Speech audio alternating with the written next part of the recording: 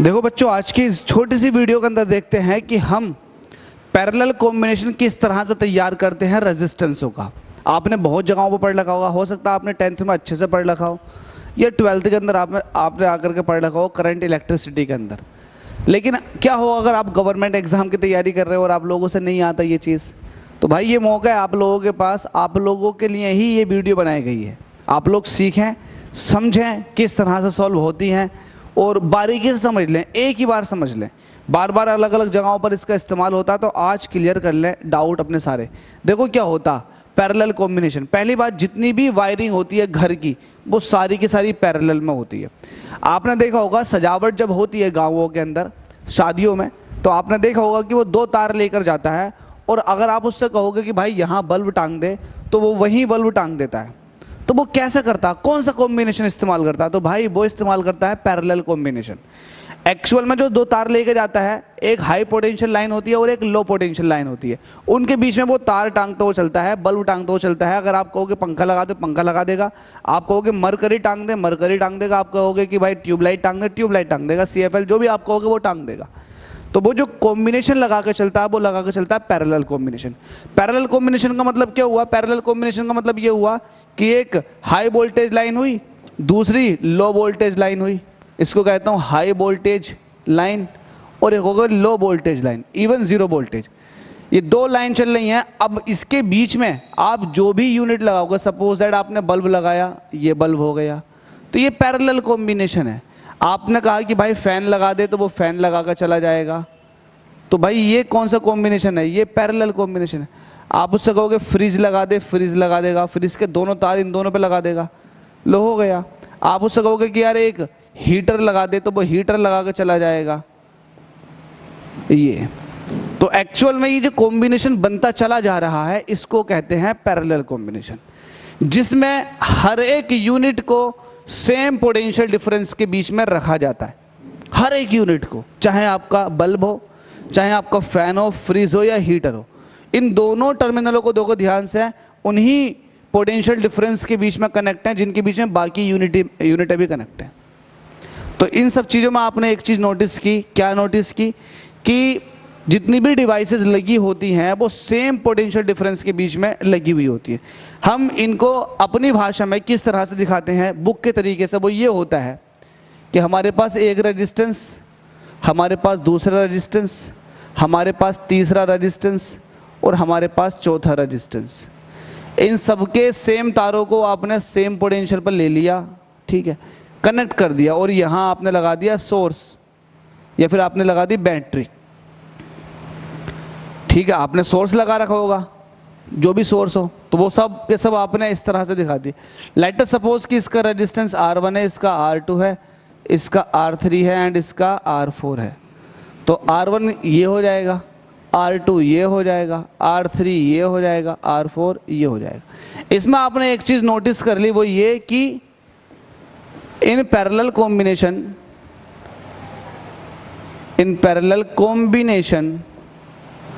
अब कोई बच्चा कहे कि मुझे इंग्लिश समझ में नहीं आती, भाई इतनी टफ इंग्लिश थोड़ी ना है, अंग्रेज थोड़ी ना है हम, भाई समांतर क्रम हो गया ये। इन पैरेलल कॉम्बिनेशन क्या चीज़ है? पहली चीज़ important, potential difference same for all units. जितनी भी यूनिट लगी हुई है सबके लिए पोटेंशियल डिफरेंस क्या है? सेम है। वोल्टेज क्या है? सेम। इट मीन्स वोल्टेज क्या रहेगी? सेम। दूसरा, current for each unit will different. हर एक यूनिट के लिए करंट अलग अलग रहेगी। अब कहोगे वो कैसे है? मैं कहूँगा कि ये बैटरी है, इस बैटरी ने करंट निकाली I, लेकिन जब रेजिस्टेंस R4 मिला, इट मीन्स फ्रीज मिली या हीटर मिला, वो कहेगा मुझे कुछ करंट दे दो। ऊपर वाला कहेगा, मैं कहूँगा ठीक है भाई तू करंट ले ले। लेट अस सपोज कि तूने I4 ले ली, तो जो बची हुई करंट है वो ऊपर गई। फिर पड़ गया आपके सामने फ्रिज बोला कि भाई मुझे भी कुछ करंट दे दो, तो हम कह देंगे ले भाई I3 तू ले ले। फिर जो बची हुई करंट है वो ऊपर गई। फिर R2 मतलब फैन कहेगा मुझे भी कुछ करंट दे दो, तो हम कहेंगे ले भाई तू I2 ले ले। फिर जैसे ही ऊपर गए बची हुई करंट यहाँ पहुँच जाएगी, दैट इज I1। लेकिन ये वापस करंटें यहाँ से आएंगी, ये इसके साथ मिल जाएगी, मिलने के बाद में ये वाली और ये वाली मिल के फिर नीचे को आ जाएंगी और सारी मिलकर उतनी ही हो जाएंगी जितनी गई थी, मतलब आई गई थी तो आई ही लौट कर आ जाएगी। तो इससे ये पता लगा कि हर एक यूनिट के पास अलग अलग करंट की वैल्यू आई। तो मैं ये कह सकता हूँ current for each unit will be different, या विल डिफरेंट, अलग अलग होगी। तो इसका मतलब आई क्या हो गया, आई डिफरेंट हो गया। ठीक है भाई, आई डिफरेंट हो गया। इंपॉर्टेंट बात क्या, आपको पता है जो चीज टूटती है, जो चीज टूटती है उसको आप ले लेते हो। ठीक है, आपने ले लिया, आपने करंट को ले लिया। अब आप जानते हैं, क्या जानते हैं, आपको पता है since you know that Ohm's law के अकॉर्डिंग V इक्वल टू होता है IR, और I निकालते हो तो हो जाता है वोल्टेज अपॉन रेजिस्टेंस। कई वाली बात आपको पता है। अब मैं ये कह रहा हूँ I जो है वो I1 plus I2 plus I3, ये I क्या है, ये पूरे सिस्टम की करंट, तो पूरे सिस्टम का वोल्टेज V, बिल्कुल ठीक है V है, लेकिन पूरे सिस्टम का रेजिस्टेंस वो एक थोड़े ना है, बहुत सारे लगे हुए, तो मैं इसको कह दूंगा R इक्विवेलेंट। ठीक है, I1 का मतलब ये है, I1 का मतलब ये है कि इस पर कितना करंट पहुंचा, तो मैं ये कहूंगा कि इसकी वोल्टेज कितनी, तो कहोगे इस पर वोल्टेज भी है, इस पर भी B है, इस पर भी B है, इस पर सब पर भी होगी क्योंकि सेम पोटेंशियल डिफरेंस पर कनेक्ट है। तो मैं कहूंगा तेरी करंट किसके बराबर है भाई, तो कहेगा तो भाई वोल्टेज अपॉन रेजिस्टेंस, तो V अपॉन R1, कितना V अपॉन R1। मैं कहूंगा दूसरे वाले के पास कि भाई तेरी करंट कितनी है, तो ये कहेगा V upon R2, V upon R2, V upon R2। इसी तरह से ये V अपॉन R3 और ये V अपॉन R4। ऊपर से सब में से V कॉमन ले लो, अंदर आ जाएगा 1 upon R1 plus 1 upon R2 plus 1 upon R3 plus 1 upon R4, और यहाँ कितना चल रहा, V upon R equivalent, V से V कट गया, इसका मतलब 1 अपॉन R इक्विवेलेंट जो आया वो आया 1 upon R1 plus 1 upon R2 plus 1 upon R3 plus 1 upon R4 के। ये मेन फॉर्मूला निकल कर आता है समांतर क्रम का, कि जब रेजिस्टेंस पैरेलल कॉम्बिनेशन में लगे हुए हो तो ये होता है R इक्विवेलेंट का फॉर्मूला। ठीक है, कोई दिक्कत, कोई दिक्कत नहीं।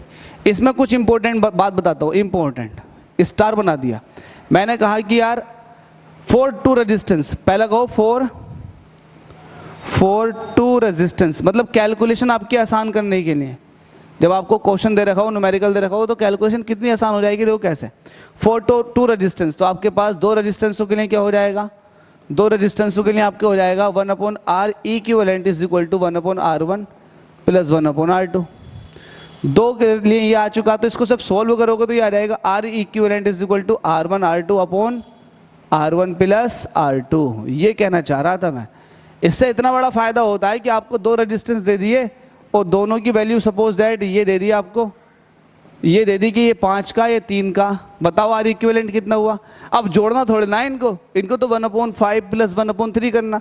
तो उससे अच्छा ये है कि जब भी आपको R इक्विवेलेंट निकालना पड़े इनका, तो ऊपर मल्टीप्लाई कर दो, ऊपर मल्टीप्लाई 15 और नीचे जोड़ दो, बस खत्म, एक लाइन में आंसर। तो ये फायदा होता, ये फायदा होता, हमारे पास टाइम बहुत बच जाता। तो मैंने ले लिया स्टार बना के ये वाला केस। अब मैं कह रहा हूँ डबल स्टार बना करके इफ R1 बराबर है R2 के बराबर है R3 के बराबर है R4 के, सब बराबर है और ये बराबर है R के, तब R इक्विवेलेंट जो हो जाएगा वो हो जाएगा। तब इस केस में देखो, तब इस केस में मैं इसको यहाँ से ऐसे दिखाता हूँ। तब इस केस में ये आ जाएगा 1 अपॉन R इक्विवेलेंट, ये हो जाएगा 1 upon R plus 1 upon R plus 1 upon R plus 1 upon R। तो यहाँ से हो जाएगा 4 upon R, 1 upon R equivalent, तो ये हो जाएगा R equivalent is equal to हो जाएगा R अपॉन 4। 4 थे तो 4 से डिवाइड, लेकिन अगर n हुए इफ n, अगर n रेजिस्टेंस हुए तब आपके पास R इक्विवेलेंट का जो फॉर्मूला हो जाएगा वो हो जाएगा R अपॉन n। ये देखने में आपको बड़ा अजीब सा लग रहा है, लेकिन बड़ी लंबी लंबी कैलकुलेशन को चंद सेकंड में कर देता है। देखो कैसे। अब मैं ये कह रहा हूं आपके पास कि आपके पास 3 रेजिस्टेंस है और तीनों की वैल्यू 15 है, 15 ओम। ये शर्त ली गई है कि तीनों ही रेजिस्टेंस एक से होने चाहिए, जो मतलब जो भी रेजिस्टेंस हो वो एक से हो। तब इसका R इक्विवेलेंट निकालोगे तो क्या होगा, आप देख लो कि वैल्यू कितनी है रेजिस्टेंस की 5 और ऐसे ऐसे कितने 3, डिवाइड कर दो 3 पंजे 15, तो आर इक्विवेलेंट जो आ जाएगा वो 15 ओम आ चुका। इसके अंदर एक खास बात है, आपने देखा कि यहाँ आर इक्विवेलेंट आया वो 5 ओम निकल कर आया, 15 ओम के रेजिस्टेंस लगे हुए थे तब जाके 5 ओम आ गया। तो ये वाली बात हमेशा ध्यान रखिएगा, पैरेलल कॉम्बिनेशन में जो रेजिस्टेंस निकल कर आता ओवरऑल वो इंडिविजुअल रेजिस्टेंस से भी कम आता है। देखो इंडिविजुअल रेजिस्टेंस की वैल्यू कितनी थी 15, यहाँ पर देखो इंडिविजुअल रेजिस्टेंस की वैल्यू कितनी थी 5 और 3, जो निकल कर आया 15/8, लगभग वैल्यू आ गई 8 दूनी 16, 1.9 के करीब आ गई। तो भाई ये 3 से भी छोटा आया। तो पैरेलल कॉम्बिनेशन का यही फायदा होता है कि हमें रेजिस्टेंस जो मिलता है ना, नेट रेजिस्टेंस वो कम मिलता है। जितने हमारे पास डिवाइसेस बढ़ती चली जाएंगी उतना रेजिस्टेंस कम होता चला जाएगा। तो ये बेनिफिट है। क्या बेनिफिट है? हम ये कह सकते हैं बेनिफिट। बेनिफिट बेनिफिट बेनिफिट क्या है कि इंडिविजुअल, क्या पहले कहो, आर इक्विवेलेंट जो आर इक्विवेलेंट इंडिविजुअल से, इंडिविजुअल से भी कम आता है। ये फायदा है। दूसरा फायदा क्या है? अब एक चीज और बता दूं, पैरेलल कॉम्बिनेशन के अंदर जिसके पास जितनी ज्यादा वाट होगी, सपोज दैट आपके पास एक 100 वाट का बल्ब है और एक 50 वाट का बल्ब है, तो पैरेलल कॉम्बिनेशन में एक आपके पास 100 वाट का बल्ब है और एक आपके पास 50 वाट का बल्ब है। देखो पैरेलल कॉम्बिनेशन है, मैंने लिख दिया ये 100 वाट और ये क्या है आपके पास 50 वाट। पैरेलल कॉम्बिनेशन है, इसके पास भी वोल्टेज जाएगा, इसके पास भी वोल्टेज जाएगा।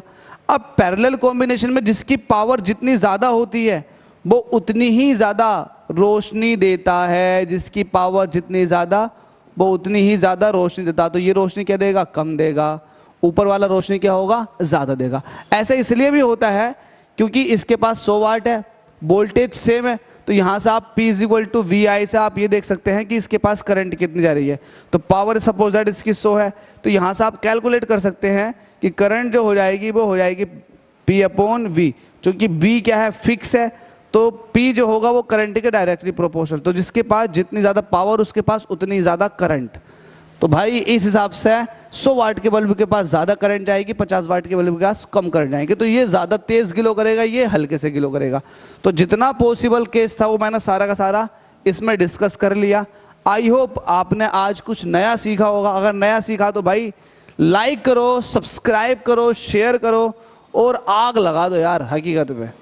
अरे कहीं किसी के घर में नहीं भाई, ऐसे ही बोल रहा हूँ।